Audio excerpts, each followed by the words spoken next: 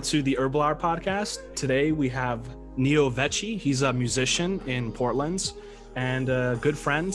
His name is Quincy Davis, and he's here today to talk about his new album, to talk about his inspirations, his path of healing, and much more. How are you doing, sir? Hey, good. Thank you for having me, bro. It's a pleasure, man. I've been wanting to have you on the podcast for a while, just listening to your music and especially your most recent album. I found that it's very much more conscious rap, and that's exactly the kind of music that I like, where it has a message. And like I was saying before, it's really cool to be able to talk more about the deeper meanings behind the music, because sometimes music is seen as something just superficial, but your music that you make in particular seems to really have this deeper spiritual message. So can you start off by just introducing yourself, how you came up with your name, Neo Vecci, your kind of path to music? Okay. Yeah. So the name Neo Vecci is actually, this is my first time talking about it ever. And it's basically, so this album is called Rebel Wise, and maybe there'll be a link for it up. There will be. Yeah. So this is a project with myself and Mike Crenshaw, and he's an artist who I came up on the Portland scene, like kind of looking up to, and he's an OG hip hop artist here in Portland. And we made a connection back in the day, back in when I was involved in my old lifestyle of self-destructive type of situation. So I wasn't always rapping this way, you know, like there was definitely a transformation. There was a shift in what music was for me in my journey, and it's been a healing, like you mentioned before we started recording. You mentioned the healing aspect of it. So like for me, creating music has been a very important element of healing and like transforming energy from the past, and like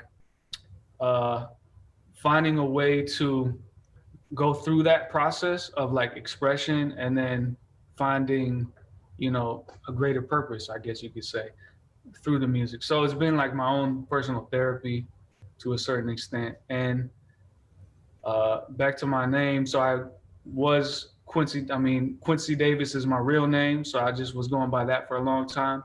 And then with this latest project, I self-produced everything, and I basically felt like I wanted to start all new. I wanted to start with a new, fresh identity and sound after stepping away from music for like over 2 years. Mm-hmm. So everything now is self-produced, and the name Neo Vecci, Vecci, it comes from Romanian language, and it means ancient.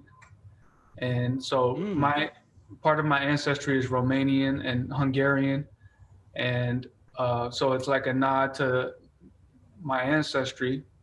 And then Neo, it could mean new, and then it's actually of African origin from what my research. It could be new or gift. So it's like new and ancient. And yeah, that's what I feel like part of my mission, so to speak, is to like deliver what I know, and like what I be a vessel, you know, be a conduit, and deliver that, and in a fresh way, you know what I'm saying, in a new way. Mm-hmm. But it's not. I'd say your music does a great job of that, especially this recent album. So I've listened to some of your older music, and it has to do a lot with political issues, you know, the government controlling people, kind of social issues like that. And it's conscious rap. But this album's different because it's more, I guess you could say it's more shamanistic in a sense. There's a lot more kind of tribal elements. There's chanting in it. There's different instruments. And the music videos, especially for the song that I'm going to play here and show people, is very rich and filled with symbolism. So I think that idea of your name bringing the old into the new is really, really on point. So you definitely had some premonition there with that name. Carl Jung actually said something very interesting. He said, when you bring the ancient into the modern, it is something different. It transforms it. It's not the same thing. So it's progressive in a sense. So when you take an ancient culture, an ancient tradition, and you bring it into modern times and modern context, it's going to be different than it was. But that doesn't mean that it's worse. It just means that it's transformed in a sense. Right. Interesting. Yeah. Because I think that makes me think of, how do we reach people in this day and age? You know, like, how do we connect with, if I'm here to connect with a lot of people, I don't know. It's up to creator. But if whoever I'm supposed to connect with all over the world, there's a form for making that connection happen, which can, through technology and through the art, that's the form that it can be delivered, so to speak. If I was just sitting by myself, with all the wisdom in the world, would not to say I have the wisdom, but I'm just saying it's both, like in this day and age, it's like finding a way to reach the audience too, I guess, is a part of my approach.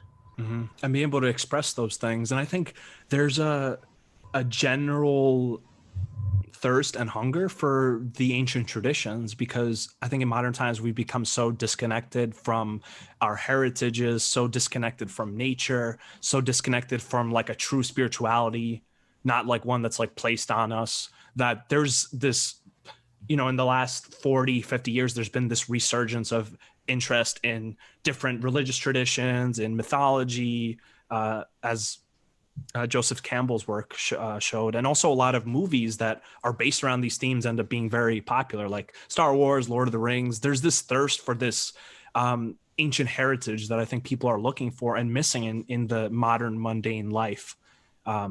So that the music is definitely a great way to portray that. Right. Yeah, man, that's been my life. I mean, a big part of the transformation of my life has been supported through a tradition that I was very fortunate to connect with, which is earth-based ceremonies and community that was passed on. And I was able to be welcomed in. And like I said, my ancestry is Hungarian, Mongolian, but I was, allowed to participate. And so I remember when I sat in my first, what's called a Nipi sweat lodge. And when I was there, I was just like, yo, I'm finally home. Like, it just like hit me. I was like, I'm home, and I could feel it just talking about it now, or, so that has been the ceremony, the traditional and ancient ceremonies passed on have been the place of transformation for me, along with nature. And so I guess it's become a part of my music too, Yeah, so I'd like to share your music video that you made, and I'll just kind of play it and then we can talk about it. And I have a few questions about it. So cool. Let's listen. And if you're watching the video, enjoy. If you're just listening to the audio, you should be able to hear the song. It's called Ciao Shango. Ciao Shango. Yeah. Awesome. What does that mean before I start? So Shango is, okay, so this woman right here, she's basically a sister of mine. Her name's Shamada. And she would be the one to answer all these questions about Shango and the Umbanda religion. It's basically, Shango is a spiritual deity of the oh my God, I need to know exactly what I'm talking about. Is it the Yoruba religion and the Umbanda people of West Africa? So Shango is like a god, so to speak, or archetype, and he's like he's all about thunder and lightning and justice and dance. Kind of like Zeus. Yeah, exactly. He's probably prior to Zeus. You know what I'm saying? Like he, So it's a real ancient West African tradition, deity Shango. And cow Shango, as I understand, she was telling me, it's kind of like making an announcement or a proclamation, or it's a way of honoring Shango. It's like, yo, salute Shango, that type of thing. So she's really deep in these ways, and she's deep in the South American version of how the tradition, through the African diaspora slave trade, how it ended up in South America and then manifested in a certain type of religious practice / ceremony. She was deep into that. She lived in South America. And so she sings these hymns that are like spiritual hymns. And one day we was hanging out and we were gonna make some music, and I threw on this beat, the drums, and she just started singing this hook, and it just fit perfectly. So that's how the song started. This hook, is it some traditional chant or something? It kind of struck me as almost sounding like a Buddhist chant in some sense. Yeah, so it is a spiritual hymn that would be used in ceremony, as I understand it. The way she sings it, I don't know if she receives songs, like some songs are like totally original that she receives, and then some are like songs that are used in a ceremonial setting. So basically, this is one of those songs that's like shout out to the ancestors type of hymn. Awesome. I really like the song. I think it has a really good sound and it has a great message, and it's very fitting for an MC, master of ceremonies such as yourself, to have such a ceremonial song. So let's get right into it. Can you see? Yeah, I see it. All right, let's do it. And let me know if you can't hear it when I start playing it.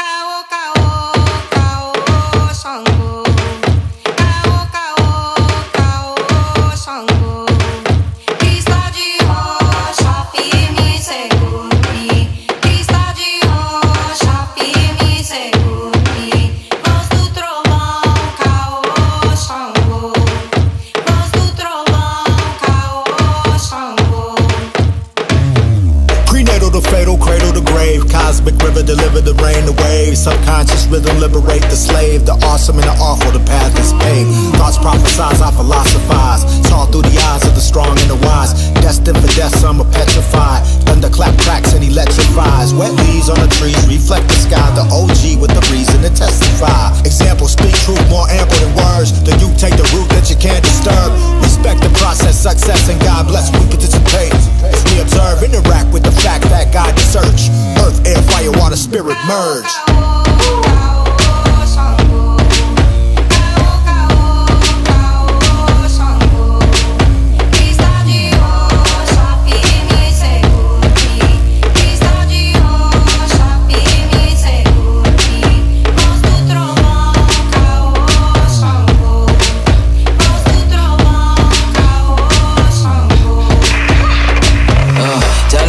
Call me Pharisee. They be talking, tell and chain that fallacy. It's a nebulous, can never mess with us. The thing is strenuous. That's just how we be when you're the car, BOC. We tie us off. Let them know. Yeah, we come from a place that you can never go. If you never just sleep, God, you can carry go. Cause we eat stress, girl, I say we dropping Haribos.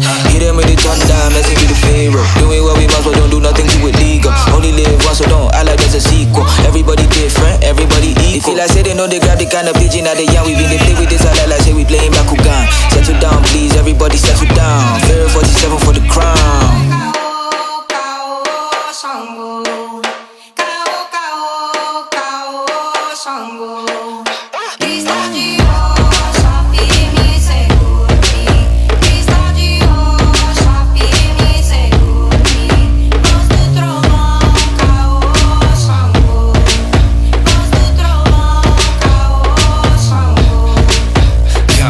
Lightning strike the point, I start to write.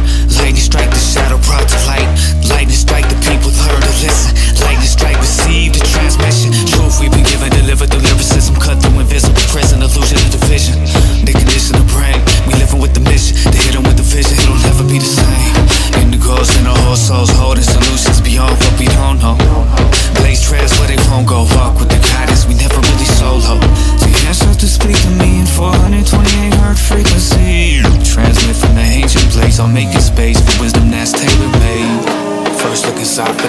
days. And every day giving praise to Mother Earth and creation, 7 generations, knowing life will remain. Cleanse out the pain, cleanse out the cycles of trauma and pain. First come the lightning, then come the thunder, then come the rain.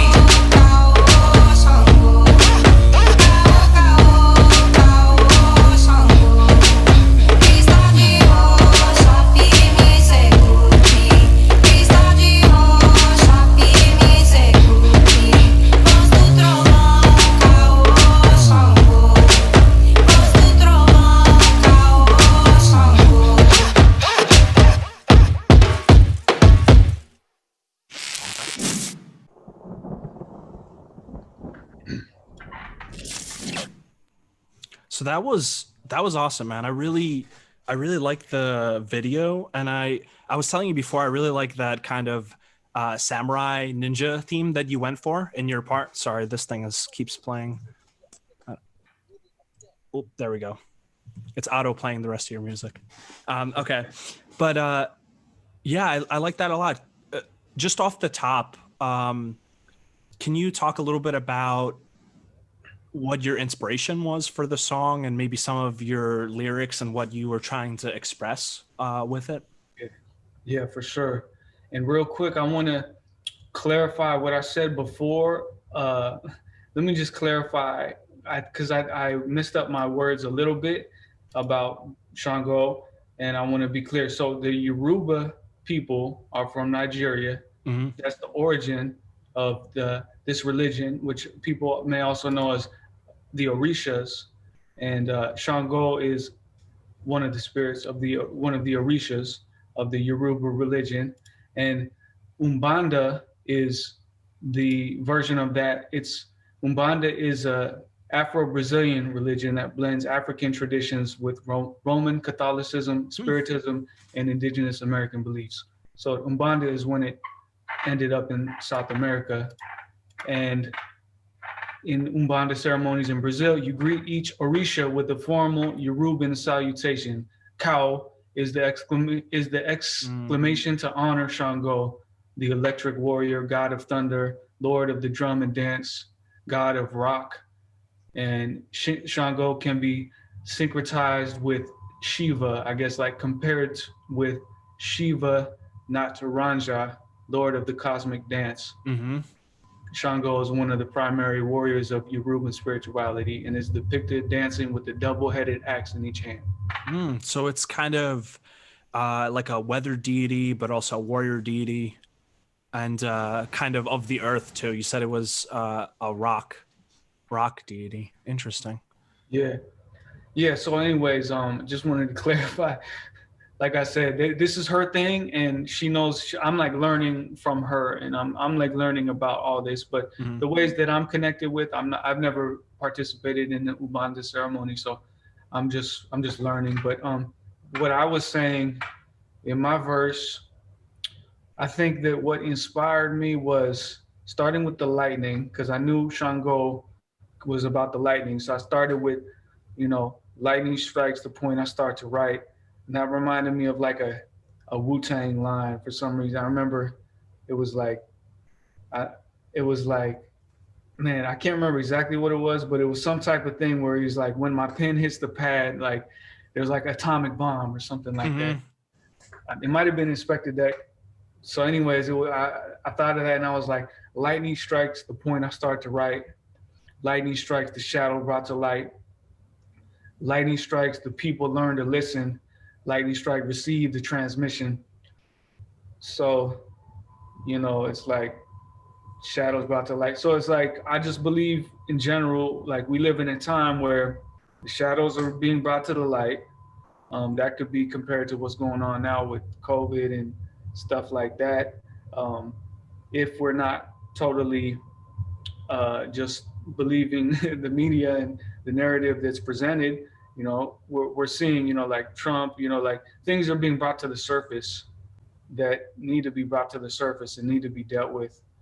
And so I believe we're living in this time, and then lightning could also be like receiving like wisdom or receiving from creation guidance, you know, it could be translated in different ways. So it's like, are we able to listen to that, you know, greater, something that's greater than everything that we, you know, that we see, but are we able to be receptive to that?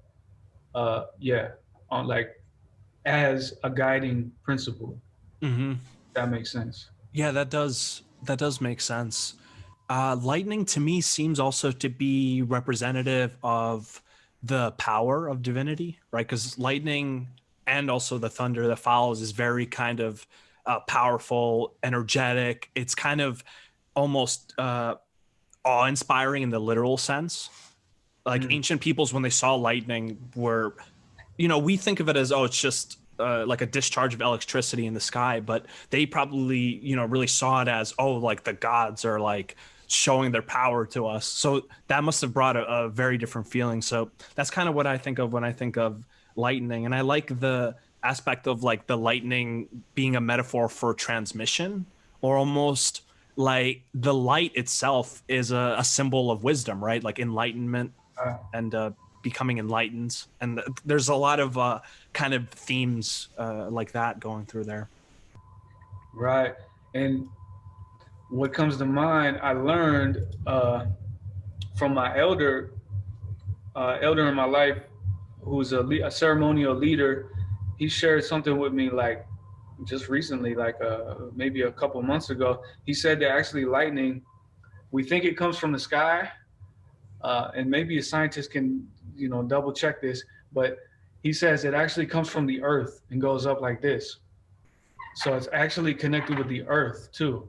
Interesting. You know, and this idea, like you said, of like power, to me, that lightning is like pure conviction. It's like pure, you know, there's no way it can be stopped. It's just like energy that is totally powerful, you know, and like if we're able to operate with that, but not from a place of ego, you know what I mean? Like if we're able to be a conduit for creation and manifest that way, then that's like being the most powerful we could possibly be, as in it's not my power, it's the power that flows through me. And I just need to clear out myself and get out of my own way, and then the power of creation can flow through, and there's nothing that can, you know, sort of stop that, or it's just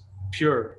So that's what I love that idea. And it something about I wish I could remember, you might know this, there's like a symbol in Buddhism, I believe it's Buddhism, where it's like it almost looks like a, is that the like, I think it's called the Vajra or something like that? Vajra, that's it.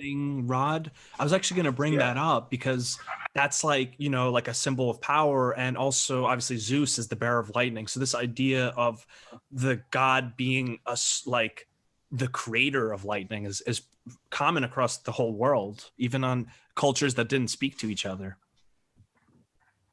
Right. Yeah. So that Vajra, that's something I connect with, and I actually put it in a symbol of it's one of this logo I made where the Vajra is coming down like this, and it's a wolf face. But anyways, that's dope, man. Awesome. So on the subject of transmission, with those lyrics, do you find that you kind of, when you're writing your songs, do you kind of just, you know, blurt it all out without thinking too much about it and then kind of edit it? Or are these choices very like particular, where you're really trying to think like, how do I make the theme of lightning into words? I want to know a little bit more about your process. Yeah, it's different. The best, when it happens the best way is when it's just, I'm inspired and I have a feeling about it, and I just feel it flowing through my body, so to speak. And I just like ride that wave as far as I can go of inspiration and of the feeling. And it's a little different with lyricism. Like I come from hip hop lyricism, where it's more heady, and more like it's more like, oh, I'm gonna write the dopest bar, you know, like I'm gonna write the illest multiple you ever heard, and then I'm gonna like stack this multiple with this, and yeah, like so, Mos Def and like Lupe Fiasco and Nas and all the kind of classic, more like intellectual rap, I guess I would call it, where there's like a lot of deep puns and there's like a message under it. It doesn't only just sound good, which is obviously important because it is music, but it has something a little bit more. Yeah. So I come from that lyricism, foundation, and I'm kind of like moving away from that a little bit with my newer music. This album, I would say, is still lyrical, but the newer stuff is more melodic and more musical than lyrical. But with this song Shango, I'll say it was pretty you know, I was writing some lyrics that I just wanted to catch the inspiration. I wanted it to hit, you know.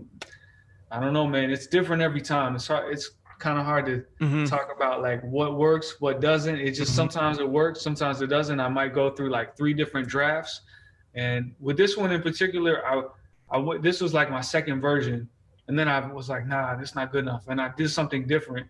And then my sister, Summer, she was like, it's cool, but I like the other one better.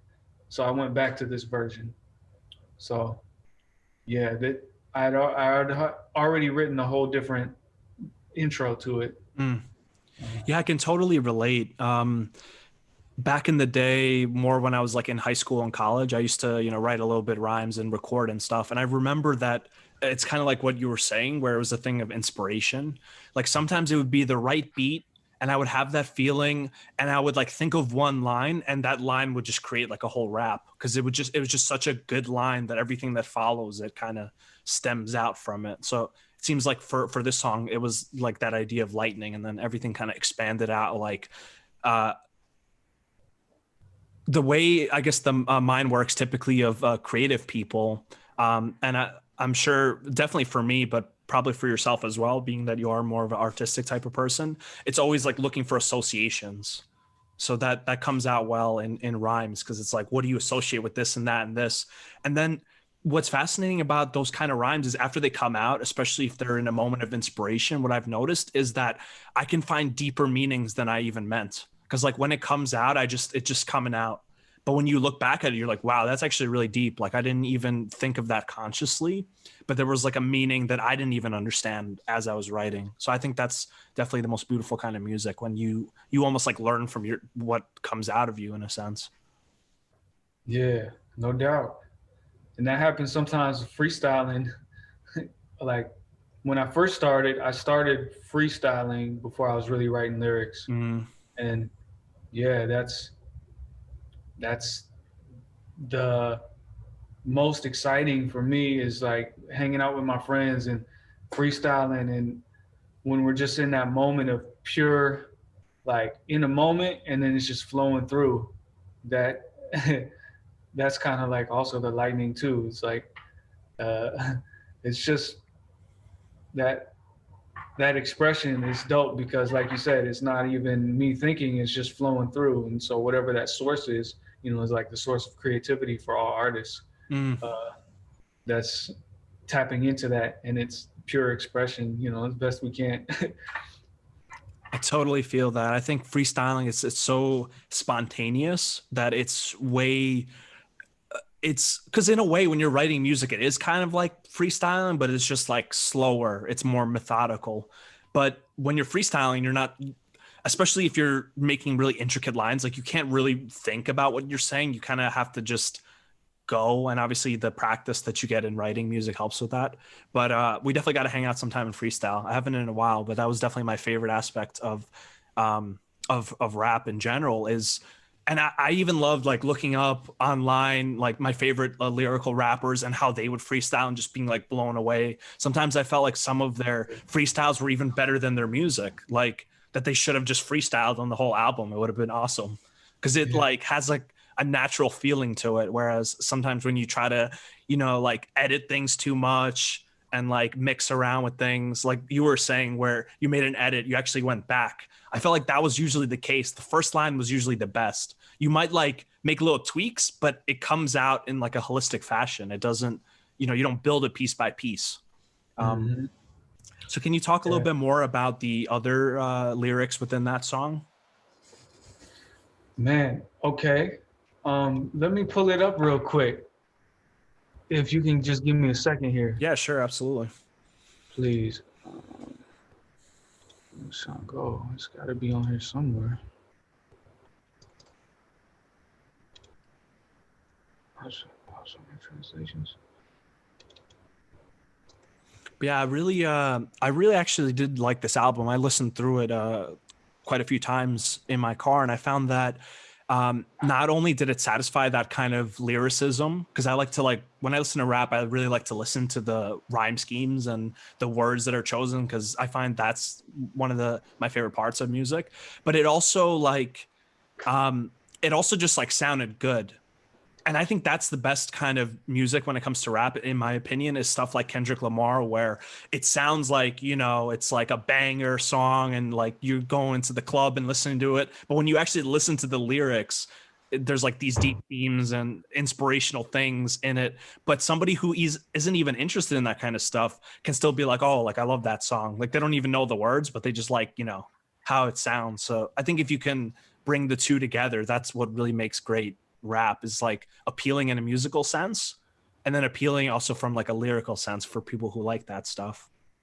Yeah, that's what we're going for with this album. That was part of the inspiration, was to make tracks that would bang, could even be in a action movie or something like that. And just modern, but also come through with the lyricism. It was like I was comparing it to be like Wu-Tang and Major Lazer. You ever heard of Major Lazer? No, I haven't heard of Major Lazer. Okay, they're more like pop, electronic, but they make some bangers. So it's like modern and then the Wu-Tang lyricism. But. That's what's up. Okay, so getting back to the meaning of the lyrics, if you wanted to just maybe talk about one or two parts in it. For sure. So I say indigos and old souls holding solutions beyond what we don't know. Blaze trails where they don't go. Walk with the guidance. I thought I was solo. Now the ancestors speak to me in 428 hertz frequency. Transmit from the ancient place. I'm making space for wisdom that's tailor-made. Fire. 428 hertz. What's the significance of that? That's the love frequency, I believe. For those who know about all that stuff. Are you familiar? You heard of the love frequency? Yeah, I have heard of that stuff. Like, I remember looking up different tunings for guitars even that are supposed to be more like harmonious, like 444 hertz, or they say 432 is like the kind of classical where you would put the C in most music. So yeah, I'm aware of that stuff. Like cymatics or kymatics, depending on how you pronounce it. Kind of the study of how sound affects matter and affects the mind. Definitely into it, yeah. Okay, yeah. So I see here it's 528 hertz is the love frequency. So I don't remember if I said 428 or 500, but hey, there must be some meaning behind it. Now that I'll have to tune my guitar to that and see what's up. I actually found when I did mess around with the frequency tunings, my guitar, like especially 444, I really like the sound of it much better. Like it just had like a brighter, more melodic sound. 432 was like kind of more like melancholic. But 440, I started not liking it because that's like the traditional standard tuning. And there's people who say that, oh, well, the tuning was made like to just not people. Yeah, to control people, to not like allow them to get the full expression of music. Who knows? Yeah. All right, so this is interesting. I just looked up 428 frequency is, according to some people, success and abundance frequency. Wealth and health. That's a great one. I Talk didn't about an album. I thought it was the love frequency, but okay. Freud. Hey, calling in that, I thought it was love. No, we about that money, Yeah, bro. it's about money. That's the money frequency. Okay. Hey, it's going good so far. Actually, after this song dropped, some money has been coming in, so that makes sense. Awesome. No, but let me also say, I was gonna talk a little bit more about that section, if we got time for that. Yeah, sure, please. Okay, cool. So, indigos and the old souls holding solutions beyond what we don't know. I'm sure your listeners maybe they're already tuned into a lot of this stuff, so probably would know indigos and the old souls holding solutions. So to me, it's like the times of change that we're living in. The younger generation of what people refer to as indigos, Mm-hmm. or old souls who incarnated here, they're the ones who have vision and imagination and gifts that can create solutions that are beyond what is on the table now. Like, Einstein said, you can't change a problem with the same consciousness that created the problem, Mm-hmm. right? So that's where we're at right now. All the politicians, everyone at the United Nations, all that stuff on the table is not gonna work, because it's of the same consciousness. So that's why, I say they're holding solutions beyond what we don't know. So it's like, I'm less interested in what we already know, and I'm more interested in what we don't know. And that's the mystery of life. Yeah, And there's this saying that that there's things that we know, and there's things that we don't know, and there's even things that we don't know that we don't know. So there's things that are so beyond our scope that we don't even know that they're things that can be known. Or, for example, something, if somebody shows you like an algebra equation or something, and like, that you don't know, that you could know it because you can study it, but things that you don't know are just completely out of your consciousness. So they're literally like blind spots. It's like where you're not even aware that you don't have that knowledge there. You might even think you're an expert in that subject. Right. Yeah. There's some quote that reminds me of some quote that's something like, ignorance is not the illusion. It's like something about the real definition of ignorance is thinking that you know something, rather than, like you said, not being aware of what you don't know. Right. So Socrates was big about that, bringing up the only thing I know is that I know nothing. This kind of very almost nihilistic attitude towards knowledge as like very hard to really attain. So yeah, I mean, I find that tends to be true with what could be called maybe the path of meaning or the spiritual path. I think that the more that you go down it, the more you realize that you don't know. Like the more you realize, like, I actually don't know what my mind is. I actually don't know where my emotions come from. I thought, they came from here, but I don't know that. I thought I knew this person, but I actually don't really know them. Like you come up with a lot more don't knows. You come up with a lot more questions than you do with answers a lot of times. Yeah. And to me, that this speaks to indigenous wisdom. From my understanding in general, there's a respect for creation. And that in that respect is being aware, like, my mind is only one aspect of this, a lot more going on. You know what I'm saying? There's so much going on, and it's something about like living in the present moment. You know what I mean? Like when we're talking about what we know or knowledge and certain intellectual ideas, a lot of times it's like, it's not just being present, and just like being totally present to me is like being a real human being, like is fully present and fully operating on all these different levels of consciousness, with the understanding that like there's like a humility in there too. So working with creation is like right on the edge. You know what I'm saying? You can't even really think about it. It's like, it's just here in the present moment. And I think that the wisest people of, the world are like operating in the present moment with this relationship. You know what I'm saying? I don't know if that's making sense. Yeah, it's to me, what I'm understanding is it has to do with something about the acceptance of this reality as it is in the moment, without like projecting our beliefs and our thoughts on it. So like seeing things as they are, not as we think they are, like really questioning our beliefs and our perceptions of things, and really just trying to see them for as they are. Because a lot of times, as you were saying with the ignorance quote, it's like ignorance is when you think you know what something is, but like you don't. Like, for example, when you judge somebody based on like some very little information, and it's like just taken as like for granted, like that person's like that, and etc.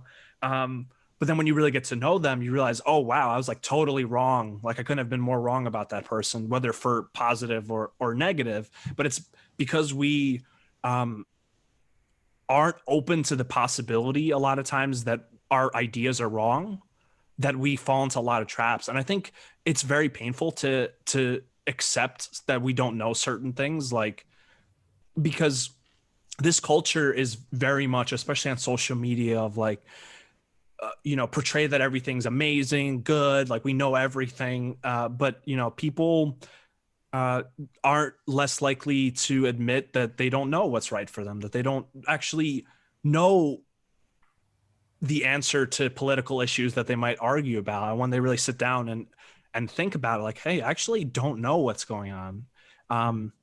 Like even with this whole situation with COVID and the quarantine and everything, like every day it passes, the less I feel like I know about what's going on, in a sense, from like the political angle, from what's the effect on humanity level. Whereas in the beginning, I kind of felt like I knew where it was going, but now I'm a little bit more like, I don't know anything really. I don't want to say my opinions on that, or we'll get deplatformed. We might get canceled. Yeah. Well, what are your most, let's say, the things you think are most true about what's going on now? Because obviously people have a very big divergence of opinion. Like, on Facebook, I made that post where I was like comparing the statistics of heart disease and COVID, and maybe like suggesting that there was a different solution than quarantine, especially when like the WHO was already saying that quarantine's not a good option. But like I got like straight up like, flamed for it. So obviously the ability to share differing opinions, I think, is important. So what do you think is going on in the realist sense? And if we're about to get deplatformed, I'll just remove this segment. I'll self-censor. Just kidding. I'll never do that. Yeah. Well, I think of it like this. Okay. When you look at history, sorry, I sound like I'm talking to a stupid person. I'm like, when you look at history, when you open a history book, it's all lies. Okay. Well, okay. This is what I think of. So those powers that be, so to speak, the control systems in place, throughout history, there's been different forms for continuing that control. And this system and this control system, this power structure in place now, is a manifestation of what has been here on the earth for thousands of years. And it's a new expression of that.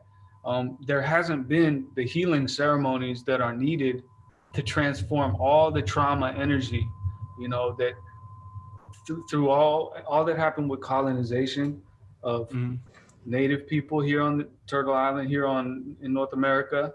Before that, colonization of the Europeans. Before that, who knows? Someone was colonized. Some shit went down where people were traumatized to the point where they needed to either accept this way of being, of thinking, the colonizer consciousness, or they get killed, you know, and their family gets killed, and people were raped and pillaged, your villages were pillaged, and all this horrible stuff happened. That's all ancestral trauma in all of our lineages. And there's never really, and so also the power structure has just changed, but there has always been a ruling class, basically. I mean, we just look at history. I mean, there's been a ruling class. There was kings and all that, and there's still kings and queens, and Queen Elizabeth and them. There's still so-called royalty that exists, and this power structure is in place now. There hasn't been the healing, so how is it going to manifest? It's not like, I guess people like to believe that there's some type of, oh no, it's all been progress. Like, we've made progress, and look, you know, look at the president, you know, Obama, there's progress, and then Trump, and then now Biden, like, oh, we're heading in a good direction. Well, let's see the direction they want to head. You know, like, both presidents, Trump and Biden, are down for Operation Warp Speed, right? Which is to manufacture 300 million vaccines doses by January. You know, I have listened to a lot of research about, you know, basically how it could be set up to where people, it's not mandatory technically, but if you want to participate in this system, then you will need to get a vaccine and stuff like that. So, I mean, we could go in many different places with this, but I'll just say it's a continuation of control through this new form, which is supposed to be about health, right? They claim that they're doing all this for our health. First off, since when has any of them cared about our health, like the masses' health? Please enlighten me, because that's never happened. It's always been about control, right?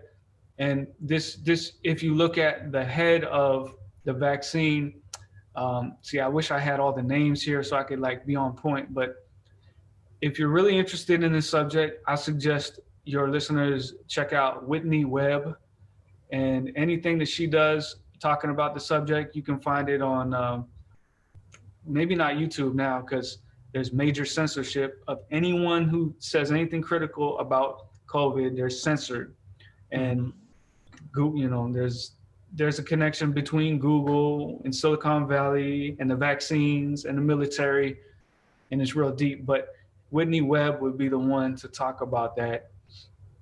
And last thing I'll say is, so the head of the vaccine, I forget his name, that guy, he's all about basically finding ways to I shouldn't say control. He's like, it's the merging of health and technology, right? And then it's also about mining data of human beings, because they want to, like, they see China as an example of a controlled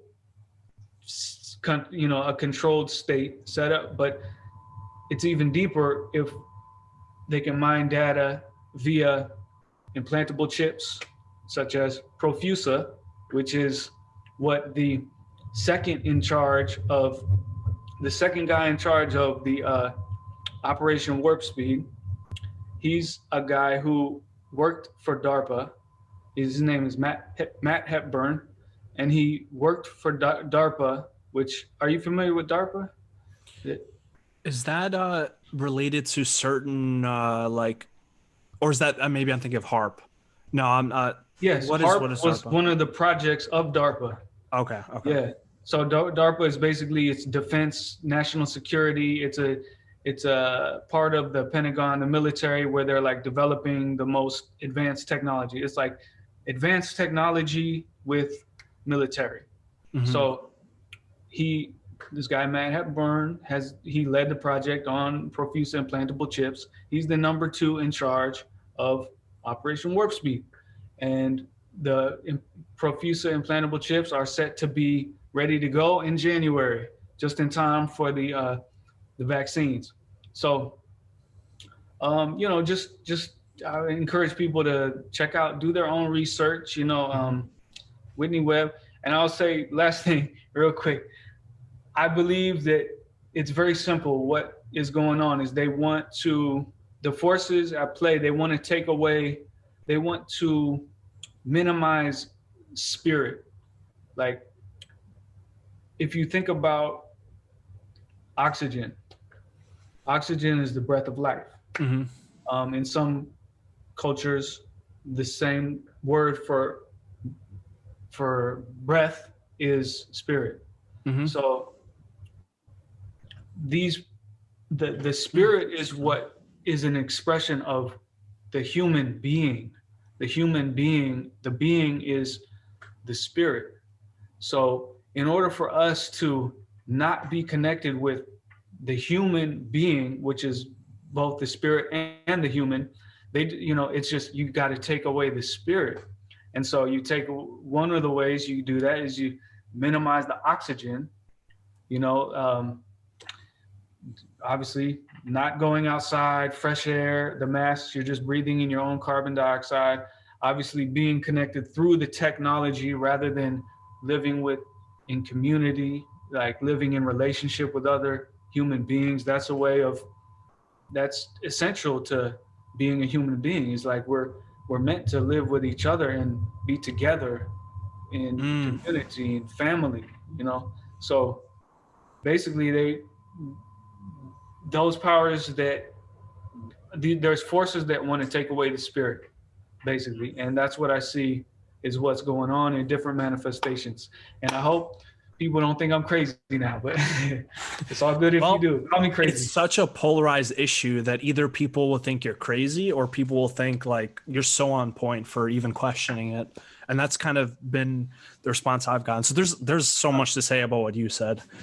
First of all, I just want to bring up the point that although there may be some good intentions of, keeping people safe with masks and different strategies, it's always a really fine line throughout history of, liberties versus safety.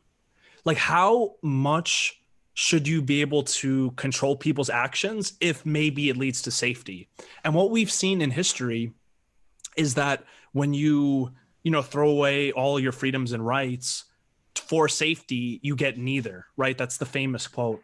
And it's important to know that, again, throughout history, the political powers that are very influential, they have tons of money, tons of influence, they want to keep their power, maintain it, and increase it. The state wants to naturally increase its power, and it often will do it under the guise of something good. So I'm not saying that this necessarily is a case of that, but what I'm saying is that one should always keep that in mind of, is this really what's best for me? Or is there some ulterior motive to this? And that's a super important thing to consider, especially when, we're talking about probably mandatory vaccines. Maybe they won't be. Maybe they'll be, as you say, where you won't be able to go into public or public spaces without proof that you got the vaccine or something, which is effectively mandatory, right? Because what are you just not going to live in society anymore? That's like a false choice. And they're setting up passports. They're setting it up so you have to have a scan to travel, to fly anywhere, to be able to scan to say that you have the vaccine. So I may not be able to travel in the future, like fly, but yeah, fuck it, I'll drive. Yeah, and so to be fair to the issue, so in support of that decreases the spread of COVID, maybe that'll lead to less deaths, but you always have to think, well, how can this be misused? Because that's like, does anybody remember George Bush? Does anybody remember what was that called? The Patriot Act. So 9/11 occurred.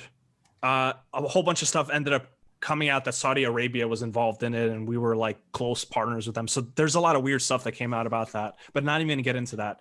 The Patriot Act, in response to this mass crisis, increased the power of the government to spy on its citizens without any like recourse of justice, without any warrants, all this. And then we saw what happened with everything that Snowden brought out, with how deep this surveillance was actually going, and how it was being used, and how our data was being stored and mined and whatever.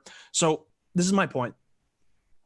Crisis happens, causes a lot of fear. There's a response, but sometimes that response, it has other motives. Like, it's not only just to protect the people. Sometimes it's also to, increase the powers of the state, which are naturally always moving towards a kind of totalitarian.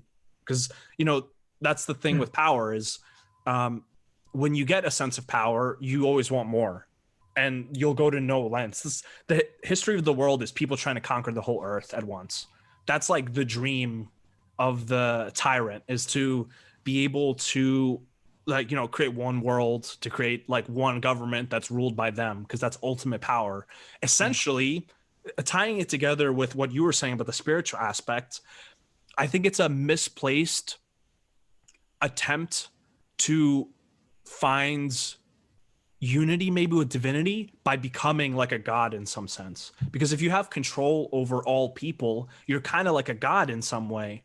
And that's like filling the void of lack of actual true connection with divinity, which is really based upon not like trying to control and force people to do things, but like really respecting the sovereignty of individuals, allowing their free speech, allowing their free choice and all that. And what I see with this situation is a lot of those things are under attack. And there's arguments that it's for the best and it protects life. And those are obviously very valid, but one has to always keep in mind that those kind of things can be used negatively, and the consequences could last way beyond this and affect other parts of life. There's a lot going on. And what troubles me the most out of everything is that somehow something that's so, tied into our everyday life and our choices and everything is becoming a topic that you can't debate. It's like a topic that's like, people are afraid to talk about. They're afraid to even post on social media what they really think is going on, just because they'll get attacked by people who have a certain narrative belief, and everything is all mixed up. And I think the biggest issue with it all is the lack of communication. So that's even why I brought it up in this subject, is I don't like have the answers. And I don't know if anyone does, if anyone knows really like what's going on, but I think it's important to see it from like a outside perspective. Like, yeah, we need to protect people. Yeah, we need like to make sure people are healthy and safe. But like, we also have to think about some of the other implications of some of these things that we're doing. Like, what's the effect of quarantine on people's mental health? What's the effect of quarantine on the economy? What's the long-term impact? Is it even a good strategy? I mean, I don't have the answer to that. And then when you start kind of moving in and making this idea that vaccines will save us all, it's like one step in the door of making mandatory health decisions. Like, there's a fundamentally moral issue of like forcing medical interventions on people, where there's a good argument for it, where it's okay, well, if we have to almost protect people from themselves, because if they don't want to get the vaccine, then they're endangering everyone. Or if they don't want to wear the mask, they're endangering everyone. But that's like a really dangerous kind of slippery slope to get on, right? Because then it's like, oh, well, if they say anything against it, they should be silenced because they're endangering everyone. And now you start like getting into what's happening with social media and YouTube and all that stuff, where they're getting really political. Like, Facebook is getting very political. It's talking about like the elections on the main page. It's, I made a post recently on Facebook and somebody commented like a picture of Facebook recommending to get a flu shot. And it's like when is Facebook a part of like politics and the news? When did this happen? It seems like it happened in the last half a year. I don't remember anything like that before. And it's worrying. And that's part of the main shifts that are taking place right now, is the marriage of Silicon Valley with the military, / CIA, with the health, the idea of this is the health and this is the science. So you need to listen to that and don't question anything else, aka the authority. Don't use anything such as common sense. Don't use anything such as feeling into my own body about if I'm healthy or this. No, you may be carrying, the idea is, the narrative is, you may be carrying an invisible, deadly virus with absolutely no symptoms that we are going to determine by you taking this PCR test. From the guy who created the PCR test said you shouldn't even use these to test for a virus. Are you familiar with this guy? I've heard a little bit of some of the controversy around like the efficacy of the testing. Yeah. Yeah. So it's basically like it comes down to how many cycles. If you go past like 34 cycles of the test, like how deep you test for, it tests for genetic material, right? So if you go past 34 cycles, it'll pretty much everyone has some type of genetic material, and it can be positive, right? Like it really, anyone can be tested as positive. The deeper they test, you know, the more number of cycles. I know Whitney Webb, she can explain this better, but the idea here is that if they can control the amount of positive cases with no symptoms, with no nothing, it's just an invisible, you know, this idea of a virus. If they can control that, they can just make it rise and rise, and then what can they justify? Right. Anything. I mean, so much has been justified already. You know, I remember in the beginning, it was like, you know, quarantine's going to be for a week, 2 weeks, a month. And we're now what? I don't even know, like 6+ months. I forget even the number. I kind of stopped counting. Without any like really deep public decision making and things like that. And this is an issue that's global, right? It's not even just with the United States. Like this is something that affects the whole world. And it poses this big question of how do we react to something like this? And what is the best reaction for long-term people, not just looking at their health, but looking at just their, you know, rights to be a human, rights to congregate, rights to speak. These kind of things are starting to kind of become in the way of that preventative of COVID spread aspect. So with all this said, can I say something real quick? Yes, please go for it. Real quick. I'm sorry. I just feel like I want to share, because you asked the question, and to me, it's like, one, I encourage people to do their own research. Like, if it's a mainstream narrative, if it's on Facebook, then that's one perspective. Do your own research on maybe listen to those who have been banned from YouTube and have been banned from Facebook, because there is a ban on anyone who says anything controversial on this subject. Like last I checked, if you looked at history, the books that were banned were the ones that were telling the truth. Right. Banned books list. Those are the ones to read for sure. And now they're like classics, right?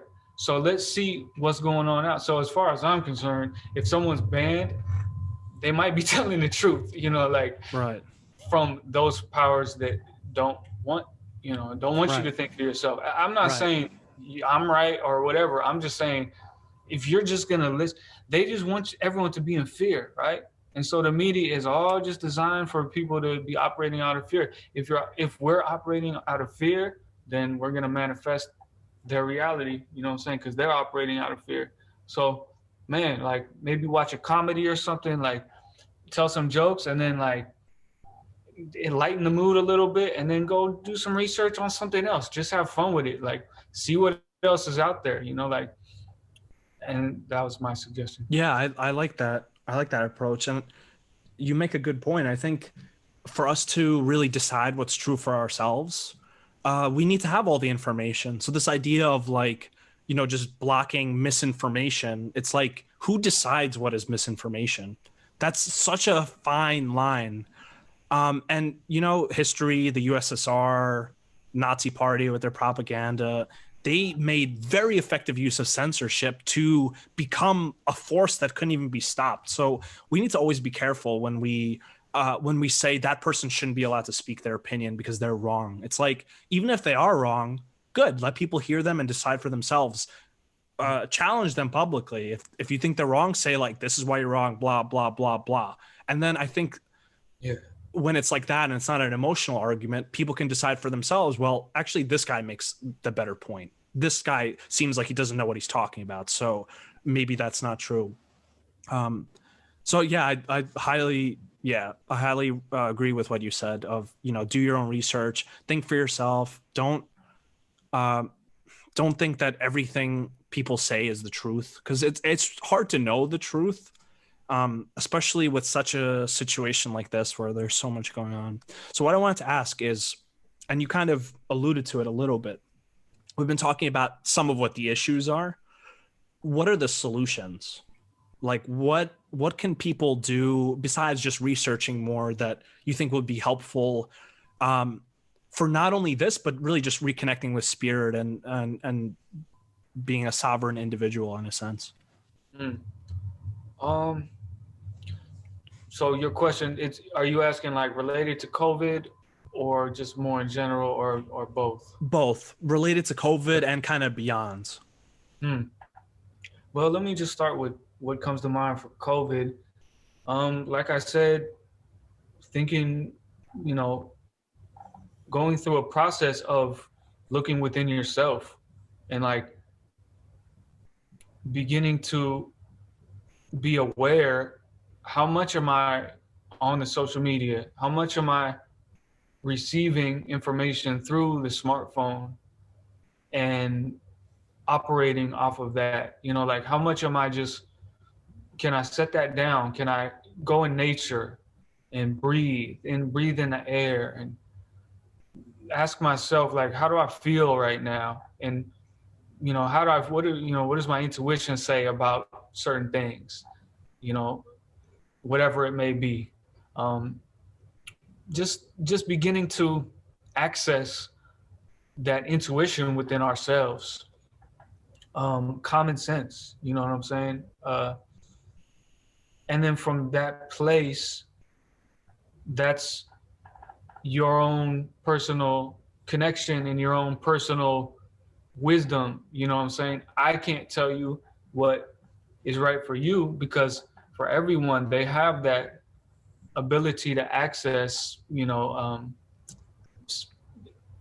access a communication that can be beneficial to you and to your family and to really everyone, all of creation, like, and that's maybe part of a healing journey. But I would say just remembering that that's there, is a good thing related to all this wild stuff. And again, not operating out of fear. I think it's a really important point on this is to attack the argument, but not the person when you disagree with somebody. So if like, maybe you guys are listening to this and you're like, I don't agree with what they said. Like, instead of thinking like they're bad people or they're crazy, just think, this is wrong because of this, that, and this. Because I think that's the way forward with all of this, is that everyone speaks openly, people who have a lot of research, people who maybe just have an opinion, but everyone has that right to say what they kind of believe, and to not argue from like an emotional stance of like, how dare you, like people have died and all this, but more in a, like, that's true, but in a, discussing it. Because I don't think there's any way forward with any of this unless people can have, level-headed discussions about it, and people can really decide, like, removing all these opinions and removing all these personal beliefs, like what is really best for everyone. Or like, maybe it's hard to say what is best for everyone. What is best for like this city? What's best for this state? Because obviously we function not only on a federal level, we function on a state by state level, which I think is one of the beauties of the United States.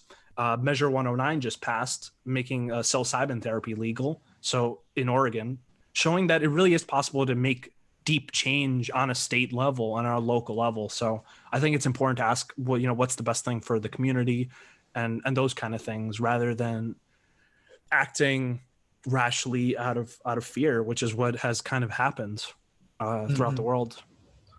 Yeah, basically the media in general is they're masters at emotionally triggering people, triggering people to emotionally react. And I won't get too deep into this, but my understanding is that Facebook. So first, man, I said I'm not going to get too deep into it, but We're getting deep on this episode. I'm reminded that the internet I found out was created by Darpa and was created as a military weapon to begin with. The internet in general was created by Darpa. So what it's evolved into now is this idea of AI, algorithms, and Facebook, for example. What can happen is data can be collected on every single individual and be fed through a AI algorithm, so that what is shown to people on Facebook is exactly what can get them to emotionally react one way or the other. So they'll show you what you want to see, and then they'll show you the exact opposite as a way of like Getting kind of entrapped. Getting an emotional reaction, which is ultimately based in trauma. Like I said, we need the healing. So really, the healing is the solution. The healing ceremonies is the solution, but the technology and all that stuff is. So basically, a lot of these people who are like throwing around arguments and stuff, they're really just in a place of, it's kind of like fight or flight, like rather than coherent thought and like really operating from their own like inner authority and inner truth. So, being able for me, getting past addiction to television, all this stuff, drugs and different forms of addiction. I think we need to address the technology addiction. I need to also, like, I want to reduce my screen time by 90%, so I think that's another solution. But ultimately, like I said, the healing is where we need to go with this. And that probably is a whole nother conversation. Mm-hmm. Can I use the restroom real quick? Yeah, sure. Are we able to pause this? I'll just keep talking while you go to the Okay, my bad. Yeah, no problem. I'll go on a monologue. Please do. All right. Well, I hope you guys have been enjoying the episode so far. This is Quincy Davis, Neo Vecci. Definitely check out his album, Rebel Wise. Very good musically and talks about a lot of deeper issues. And so thank you guys so much if you listen to this podcast. The really goal of this episode has been to talk about the more meaningful aspects of music. As in last week's episode, we had an artist on. I've been kind of trying to expand out and talk about the different elements of healing, like art and music and things that we don't traditionally think of as healing per se, but that they are incredibly therapeutic and if used in the right way. So the art was an expression of the subconscious mind in last episode, where it could be a healing, a transformational experience to express yourself through artwork. And that's actually a classic therapy in the Jungian tradition, is having patients with anxiety, depression, other mental issues, really just paint and draw out their issues, paint and draw their dreams. And this episode in particular is kind of talking about the expressive aspect of music and also how it could be transformative and kind of express a message. So Quincy's back. So that's the end of my monologue. Yeah. Okay. So let's kind of pivot here. I think we talked a good deal on this, and I think the main, to summarize everything, is, think for yourself, treat people kindly, find your own connection with spirit, don't get caught up in the hype, would be like a mantra. It's not get caught up in all the hype, because whether or not it's true, living in a state of fear is very harmful. Whether or not it's true, it's not going to help. So you can kind of end it off there. So I wanted to talk a little bit more about the warrior's journey. So me and Quincy, we met at Leao, martial arts place, doing Muay Thai. And I know Quincy did boxing for quite a while. And I was originally drawn to martial arts from this idea of there being a warrior's path, that archetype of, becoming the best person, the best man that I can be, overcoming these negative aspects and shadow aspects like violence, transforming them into, into actually protecting people, helping people. So how did you get into the kind of martial arts sphere, and what's your view of martial arts in general? Yeah. Well, I got into boxing first. I was trying to find a way out of the lifestyle I was involved in, which was I had been involved in drugs, drug selling, and just negative lifestyle. I'd gone downhill, and I'd hit rock bottom, and I was making my way out of that. And I moved into this place on 82nd. On 82nd, there's this Grand Avenue boxing gym, and I was basically like realized that I needed outlets, something alternative to what I was doing before, which was partying and everything that I was involved in. So there was some part of me that I remember I went by this place, and it was just kind of called for me to go in there, and it was like super old school boxing gym, like dirty, and it was just like old school OG trainer type of guys and it was like, okay, this is, there's something there. So I just walked in one day, and this guy, he started training, helping me learn. It was only like $15 a month or something. So I just went in there and started learning, and, sparred for the first time. Actually, yeah, I fought this. I got mixed in my first time sparring. I was like, hey, when can I spar? I was like, come on, when can I spar? And he kept trying to get me to learn my jab. Because, like my jab, I guess some people say I have a good jab. But he wouldn't let me spar. He was like, no, you got to learn that jab. And I was like, okay. So then he put me in there because I kept asking. And then this big dude was like 215 pounds. And yeah, he got me. Like that was my first taste. And so what made you come back? Because I had the same kind of experience too with sparring, where I got into it and I was like, oh wow, this is serious stuff. But what made you come back? Because it's a hard path. I mean, training is difficult. Sparring and like fighting amateur is like, it's frankly pretty terrifying on a primal level, because even though you kind of know, like, we have gloves and the fight will be stopped, like your animal brain is like, this is life and death, because that's like what it feels like in a sense, even though it's not. So what made you come back after, the first hurt? Well, something like it kind of lit a fire for me. I remember that night afterwards, I was like running sprints because I gassed out. You're like training. You're like, I will train harder. I will never be defeated again. Yeah, I was for a minute, because I was like, that fool got me, because I gassed out, even though he was just mixing me. But in my body, I felt like I gassed out. So I was like, I got it. I don't want to let that happen again. But man, I honestly, it was like, I didn't go back right away. It took a while, but I eventually made it back, because it was just, there's something inside me that I knew I needed to evolve and grow. And like you asked me the question about what is martial arts, I think that one of the things I've learned about like how I define martial arts is like, it's a vehicle for realizing the human potential, like in all aspects of life.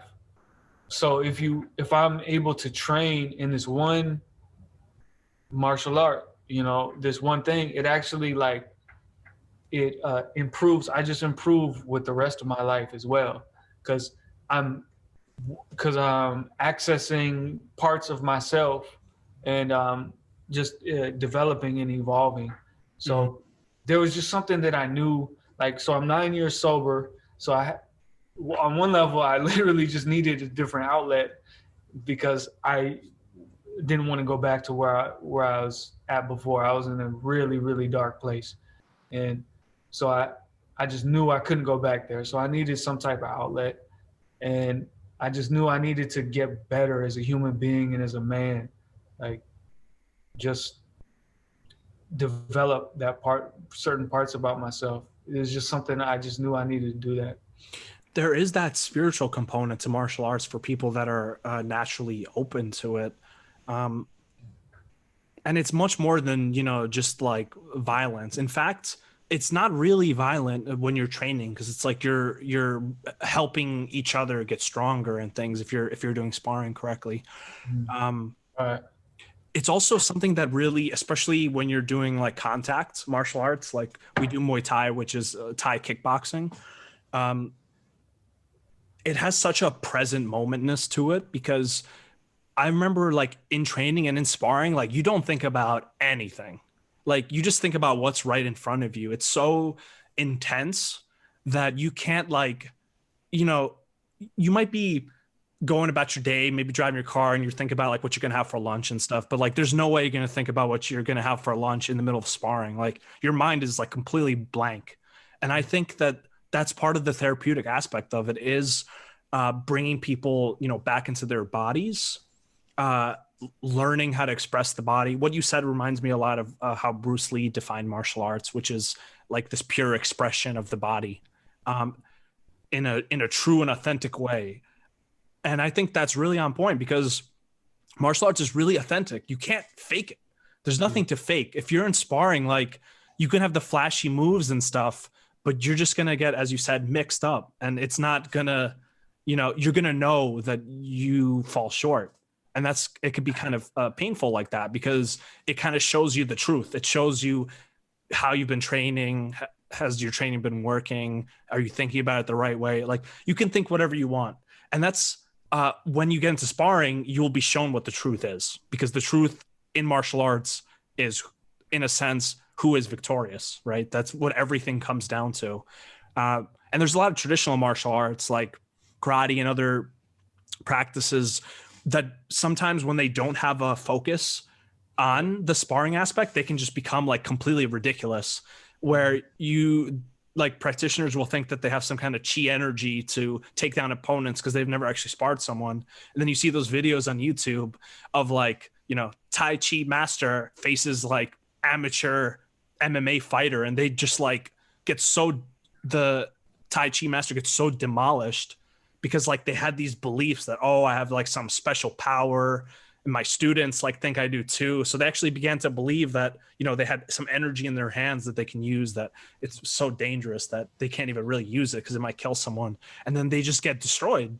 And going back to our previous point, it kind of shows you that lack of knowledge and how you can become so convinced that you're right when everyone's kind of saying the same thing and agreeing with you, that you might just completely be so wrong and on such a wrong path that only something like sparring or the real world will show you like how you're everything you believed was wrong, in a sense, which is rough. Yeah. That makes me think of this idea that you can have beliefs that are true for you, but they may not be true for other people. Yeah. So it's like your reality might be a certain way, and that's really someone's reality. Like it literally can be that way, but it's a different thing if it's effective for other people, like those are two different things. I mean, I think the example I heard was like the idea of the law of attraction. And there's something like you can literally like believe certain things to the point where it actually is true for you. But then, it's different when it's true for like large numbers of people. Yeah, right. Exactly. What could be said like in the real world. And right. That same idea applies to healing. So, I followed the path of naturopathic medicine, and I see a lot of parallels between medicine, healing, and martial arts. And one of them is that sparring aspect, where it doesn't really matter what you believe. You can believe whatever you want, but what actually works? Because like if you give this or that to someone, like an herb, and it doesn't help their symptoms, it doesn't matter what your theory is. It's wrong. But if it works, it's right. So you can't lie, in a sense. although there is, of course, a lot of mental, emotional, spiritual factors in healing where, you know, you give somebody a placebo or like an inert substance and actually they heal. I think that has more to do with the connection between the mind and body and how you can kind of spark a healing response if you really believe in it. But in terms of things outside of that effect, you know, like what is true based on the results, right? So even coming back to the politics and everything, maybe we can view it in that way. It's like you can believe whatever you want, but what happens when you actually apply those politics? What happens? And that's like what we should be focusing on, is like what actually happens, not like what we think should happen or could happen. So I think of just truth in general as that. Truth is that which is, you know, it doesn't matter what you believe. You may either be in accord with it or not. And there's certain ways to test the truth. In medicine, it's, you know, giving a medicine and working. That's truth. If in martial arts, it's, you know, sparring or fighting effectively, then it's true. You might have like a weird fighting style, but if it works, it's true. And there's always a lot of individuality that can go into it. So it leaves room for there being more than one path to the truth, but you have to kind of test it in a sense. Yeah. What that makes me think of a recent experience. I won't get into the details of it, but I basically am learning a certain traditional way that has to do with healing and ceremony. And I was asked to step up and do a certain role in this. And through this experience, I learned that when I was in that role, it's not about me at all. It's about service of the others, you know? And so when I think about this idea of being effective, part of it is like, it's not up to me to decide when. It's not like I want it to be effective, so it's going to be because like for my own whatever ego or you know, whatever it may be. But it's more like, is it serving those people? Am I in service? You know what I'm saying? And I feel like that's kind of a distinction when we talk about these people like Elon Musk, for example. I don't mean to like hate on him, but we were talking before that we started the podcast about him and this idea of he's like, oh, hey, I'm making this technology, you know, brain implant technology or whatever, because if I don't, then someone else who's really evil might do it. But it's like, yo, you know, and I'm not here to judge what he's doing because ultimately it's all through creation. But anyways, the point is like we can only put our intention into that. You know what I'm saying? What we believe and what we are putting the intention into, that's what we will manifest. So I think that, you know, like some Elon Musk, I don't know, is he doing it for the service of humanity? Or is he, you know, doing it for, you know, something else? It's not up to me to judge, but there's a certain distinction there where we, you know what I'm saying? Like if we want someone to be healed, I think that there's a service aspect in that where it's not even up to me. Like if I'm like, oh, if I heal this person, it's going to make me look like the greatest fucking doctor.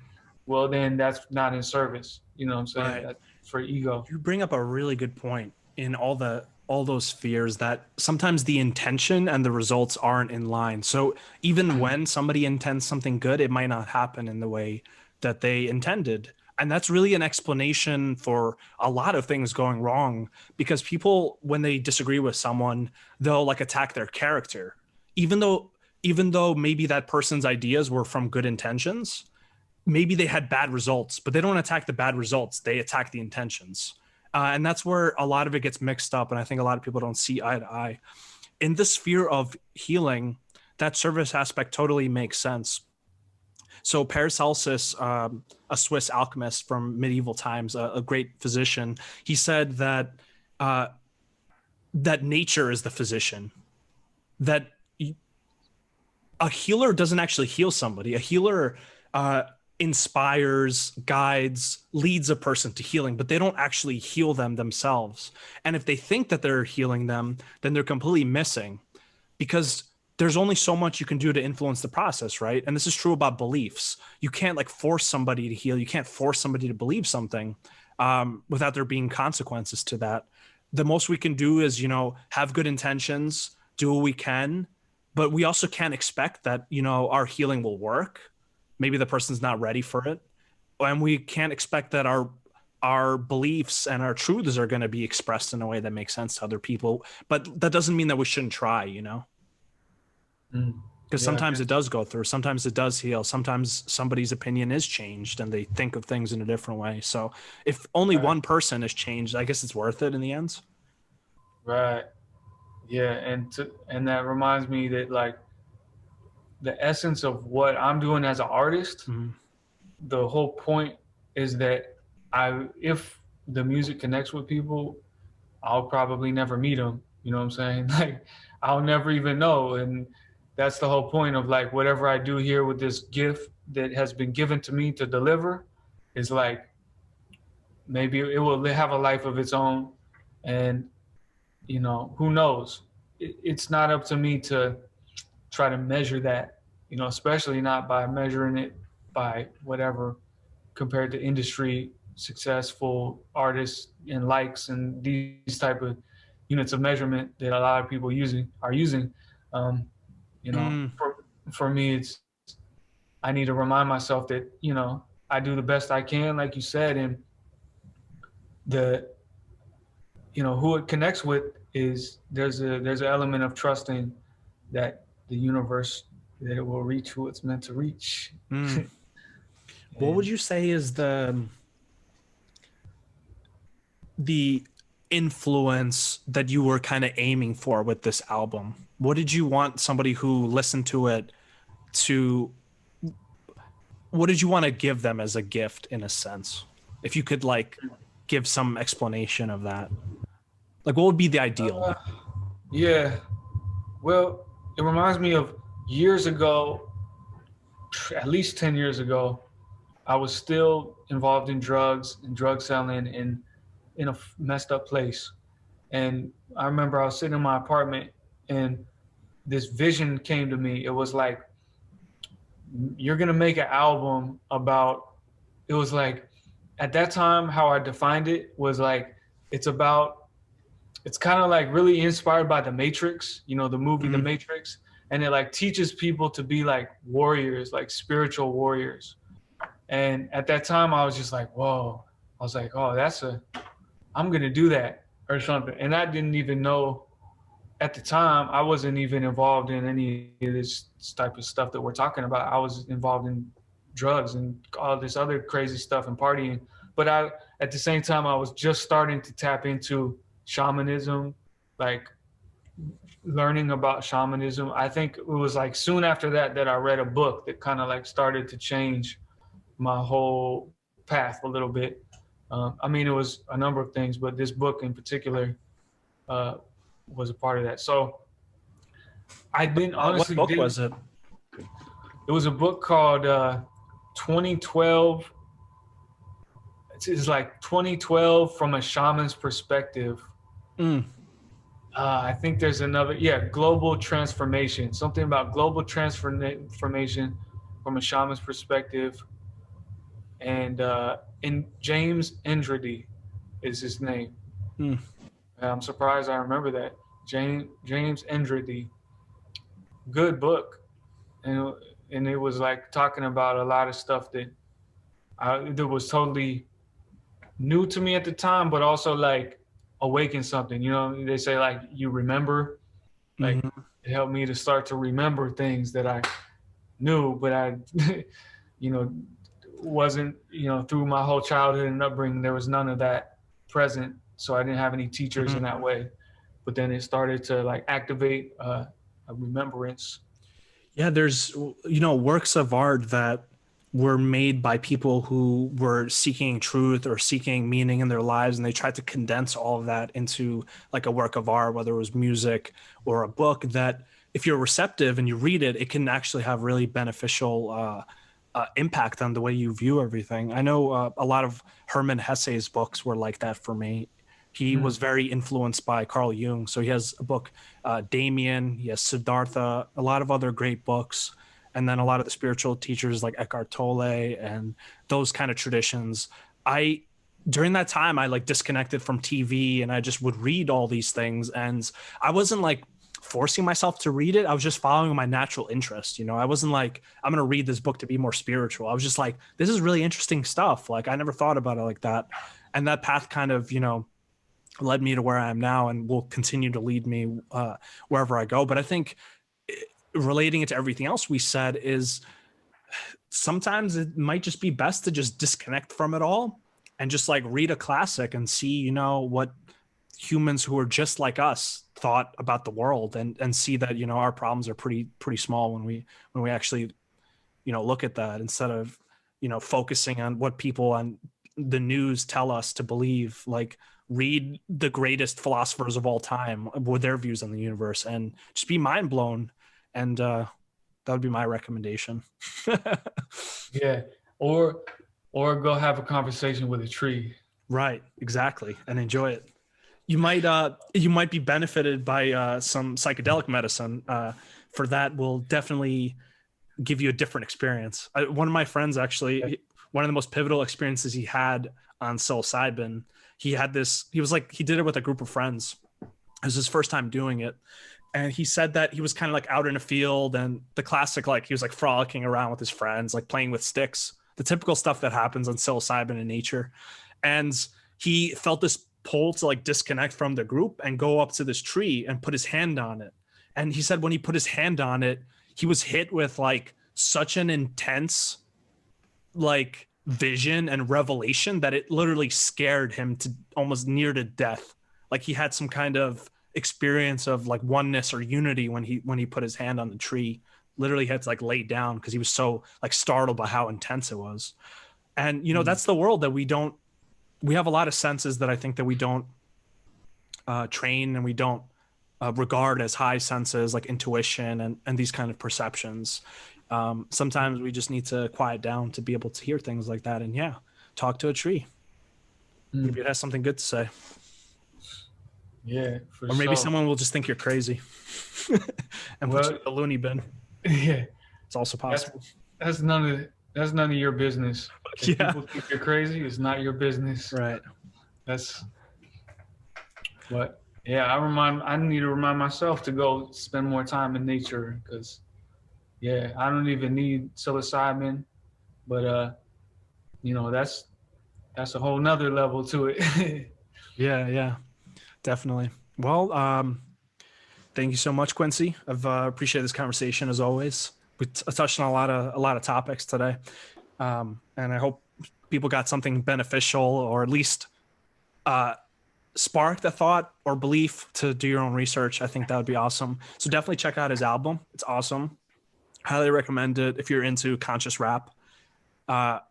What is a place where people can get this album? And I'll put a link on it as well in this video. But yeah, it's on all platforms. Spotify, Apple Music, and it's called Rebel Wise. And then artist Neo Vecci, Mike Crenshaw. So yeah, you should be able to find it. Yeah. Rebel Wise. Where does that name come from? Man, we just kind of came up with it. Like I was trying to, where did it come from? It's like we were trying to figure out the right combination of words, and it's just kind of represents like, okay, so yeah, we can be a rebel. Like you can be a rebel and react, or like try to fight the system. Yeah, something like that. The powers that be, the power structure. But like John Trudell, so he was a major influence for me. John Trudell, he talks about like you can't fight them with the weapons, or no, he's like they invented that kind of death. Mm-hmm. I remember that line. Yeah, it's like you don't want to fight them at their game, right? So we understand that being rebellious is an aspect of this in terms of standing up for what I believe in, you know what I'm saying? But then we approach it with the wise element is like, there's an element of awareness that I'm not just going to like create. I'm not just going to, you know, get a bunch of guns and try to fight, because that'll just create more of it. The energy that cannot be killed. You know what I'm saying? This type of energy cannot be killed. It can only be transformed. Mm-hmm. And so that's why I say ceremony is the solution, you know. That and makes our bodies are the transformational vehicles. You know what I'm saying? Like Gandhi said, changes, you be the change you wish to see in the world. That's the real solution, you know. Like we're here in this experience, spiritual beings having a physical experience, and this vehicle, this body is the transformation point within us that actually causes ripple effects. That's very basically the most unselfish thing in the world you can do is heal yourself. That's what one elder said to me, and that causes ripples. And that basically, you know, I know I'm saying a lot here to wrap it up, but healing our ancestral trauma, our family lineage, to me, that's priority number one. You know, not passing that on to I hope to have children one day, you know, and not passing that on to them, you know. So true, man. You know, violence just breeds more violence. It's the energy you put in is kind of what returns. And I like that idea of kind of rebelling against untruth, but in a wise way. I think that's really important. And healing yourself definitely is the most rebellious thing you could possibly do, because you kind of have to like disconnect from every belief that you've ever known. Because a lot of times the beliefs that you hold deeply are like the reason for the continued trauma and the state of unwellness. And to challenge those, you have to really challenge the whole society and culture that you're within, because obviously that culture and society upholds a lot of these beliefs that we have about ourselves or who we are, what our purpose is, what our worth is, etc. That's dope. And it reminds me of this thing that I thought about. It's like society that tries to control people out of fear, you know, like fear-based programming type of stuff. The most revolutionary or rebellious thing you can do is operate out of love. You know, it's like fear and love. So it's like the real warrior, the real revolutionary operates out of love. That's deep, you know. That's right. That's that warrior archetype. I think in its highest ideal, on its base level, it just has to do with like fighting and war and being strong and these kind of things. But in its highest ideal, it is in service of love. So that's where you get this kind of what the Tibetan Buddhists would call like the wrathful deities. It's related to that Vajra thing from the beginning, the Vajra lightning bolt. So the wrathful deities are preyed upon when you're afraid, actually. So they say the best way to counter fear is praying to the wrathful deities. And the wrathful deities aren't evil. They're just very powerful, and they destroy everything that is untrue. So those are what the things you call upon when you want to get out of fear. And I think that speaks to the positive elements of the warrior element is, you know, not being like against people, but like standing your ground when it comes to the truth and what you believe, and trying to protect people and help people, but like not in necessarily even a soft way. Like sometimes people need tough love. Sometimes you need to tell your friend, like, listen, man, you're messing up. Like sometimes you have to do that, and it's uncomfortable, but that's like that positive warrior energy that I think is when at its highest ideal, when it's infused with love and in service of love, that's when you get like this kind of spiritual warriorhood, which I think applies to all humans. It's just about being a really just good person at the end of the day, and not just being good out of weakness, right? There's that idea of being good out of strength. Like you can harm someone, you do have the power over someone, but you choose to do the good and right loving thing, rather than just being good because you're afraid of consequences, which is goodness out of weakness, which is a very different, it's not really goodness, it's false. false goodness. Right. Yeah. And a lot of us, we're dealing with, it makes me think of like our family situations, the dynamics at play. A lot of times there's just cycles that are repeating because we have these adaptations of, like, say, of someone's mother or father, and like what they're afraid of, what they think of them, you know, the son or daughter is like afraid of how they will react, and but basically by not being like standing up for yourself or being true to oneself and allowing these patterns to continue because we want to be nice or whatever, it's like these niceties, that is not out of love. Like sometimes setting a boundary, that's out of love, and being like, no, this is not going to continue. This dynamic that is causing suffering, it's not going to continue. It stops here. Having that conviction, that can be loving. You know what I mean? And I think for me, that's been important. Setting boundaries, like that's been a part of my healing journey that I wasn't always doing, you know, like, and I needed to learn how to do that. I think martial arts is particularly good for teaching those kinds of mental fortitudes. It gives you kind of the mental strength to, because a lot of the times when we do, you know, try to speak our truth, we might actually get into confrontation over it.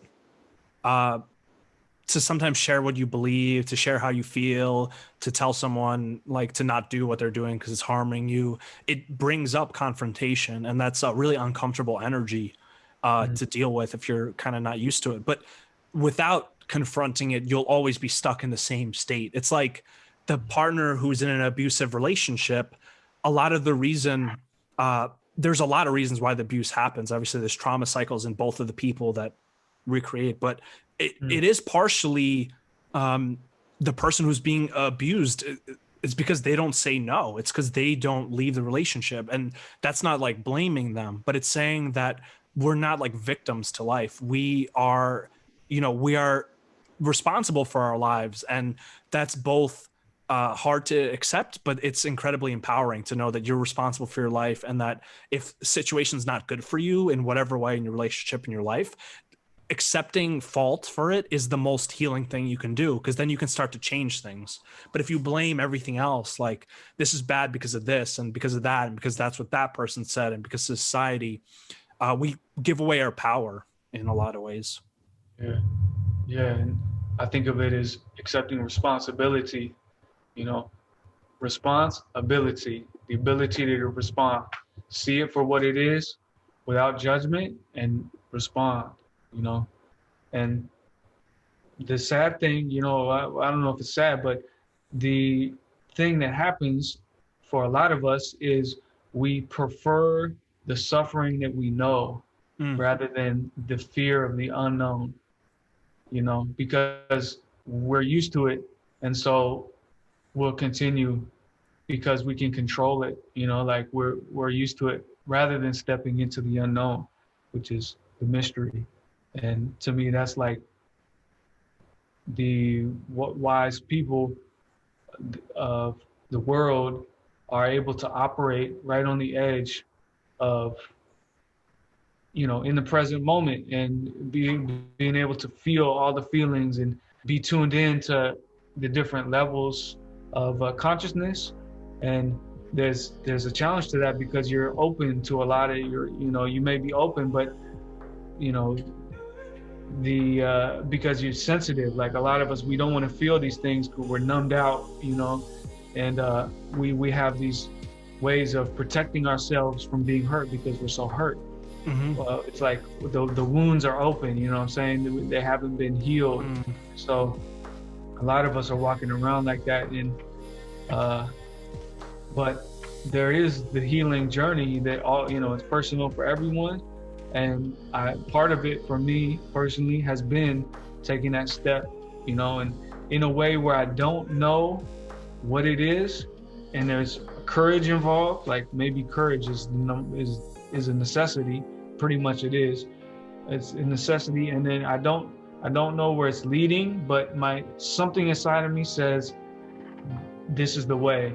And I need to honor that, you know, and that's within everyone.